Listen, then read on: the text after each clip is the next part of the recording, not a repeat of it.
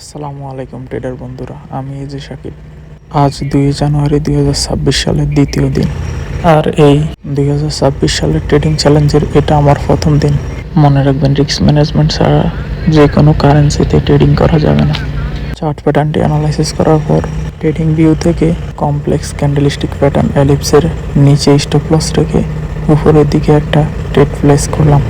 এই মুহূর্তে আমি সৌদি আরবের রিয়াদে অবস্থান করছি, তাই এখানকার টাইম 12:53 বাজতেছে এখন, আর ওটিসি 9:53। এই ট্রেডটি প্লেস করার প্রধান কারণ হচ্ছে আমি কনফার্মেশন পেয়েছি যে এলিপস্টার মুভ আপসাইড হয়েছে, তাই ট্রেডটি প্ল্যান করলাম আর risk and reward ratio set up করে ধৈর্য ধারণ করতে শুরু করলাম। অনেকেই মনে করে ওটিসি মানে ওভার অ্যানালাইসিস, তাই তো ক্লিন একটা সেট আপ নিয়ে ট্রেডটা প্ল্যান করলাম।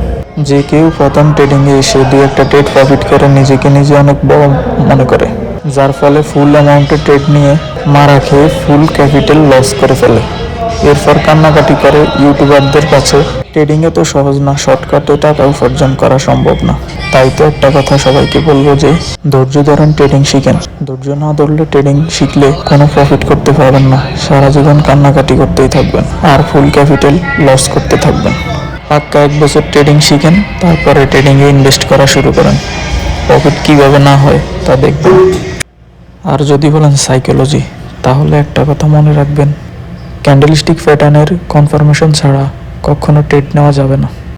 রিস্ক অ্যান্ড রিওয়ার্ড রেশিও ঠিক থাকলে অবশ্যই 100% গ্রোথ করতে পারবেন আপনার অ্যামাউন্টটা।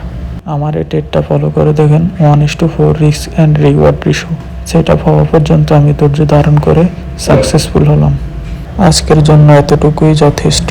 দেখা হবে আগামী ভিডিওতে। সবাই ভালো থাকবেন। আসসালামু আলাইকুম ট্রেডার বন্ধুরা।